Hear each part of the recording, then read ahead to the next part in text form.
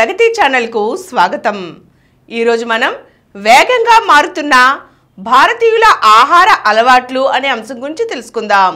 భారతీయుల ఆహార అలవాట్లు వేగంగా మారుతున్నాయి.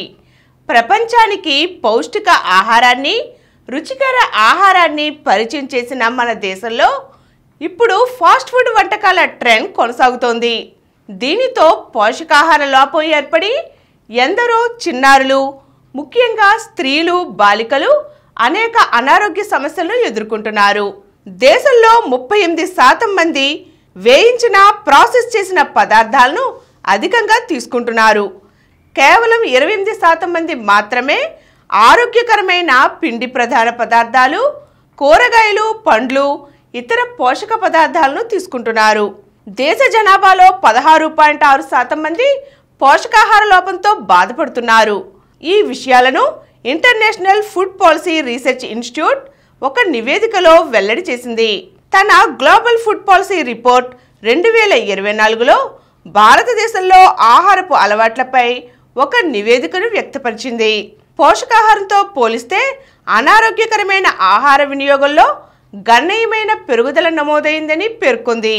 కూరగాయలు, పండ్లు, ఇతర సూక్ష్మ పోషకాలు అధికంగా ఉండే ఆహారాన్ని తీసుకునే వారితో పోలిస్తే భారతదేశంలో ఎక్కువ మంది ఉప్పు లేదా వేయించిన స్నాక్స్ వంటి అనారోగ్యకర ఆహారాన్ని సేవిస్తున్నారని, ఇష్టపడుతున్నారని ప్రకటించింది.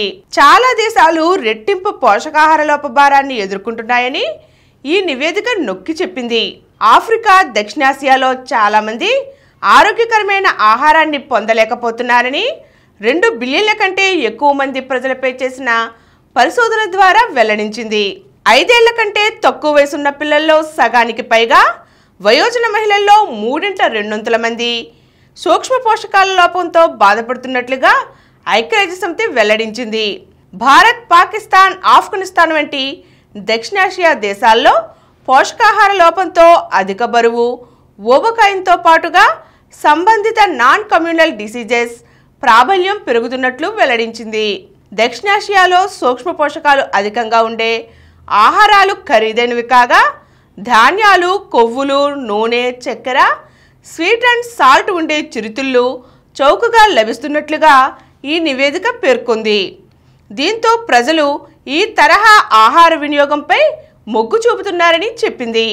Indian council of medical research ఇటీవల విడుదల చేసిన ఆహార మార్గదర్శకాల ప్రకారం ప్యాకేజ్డ్ ఫుడ్పై అందించిన సమాచారం కూడా ప్రజలు పట్టించుకోవడం లేదని వెల్లడించింది.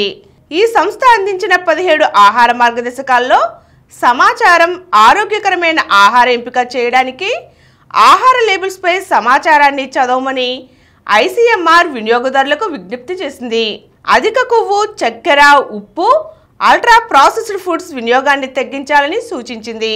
రోజువారీగా ఆరోగ్యకరమైన ఆహారం తీసుకోకపోతే సమీప భవిష్యత్తులో అనారోగ్య భారతదేశాన్ని చూడాల్సి ఉంటుందని international food policy research institute తన నివేదికలో వెల్లడించింది. పోషకాహార లోపంతో బాధపడేవారు 2011లో 15.4% ఉంటే ఇప్పుడది దాదాపు 17%కి మించింది.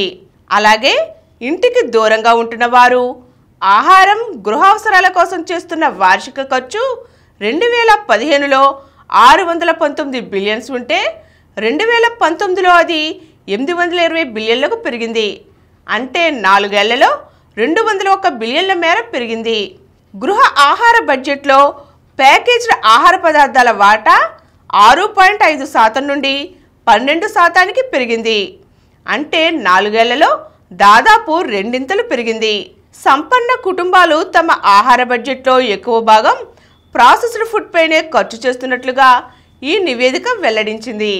ఇలా అనూహ్యంగా పెరిగిపోతున్న ప్యాకేజ్ ఫుడ్ వినియోగాన్ని తగ్గించాలని, తద్వారా ఆరోగ్య భారత్ను నిర్మించాలని ఈ నివేదిక సూచిస్తోంది.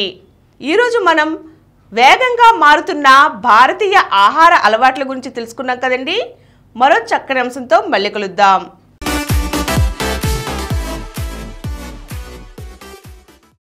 ఈ కార్యక్రమం మీకు ఎంతో నచ్చింది కదా.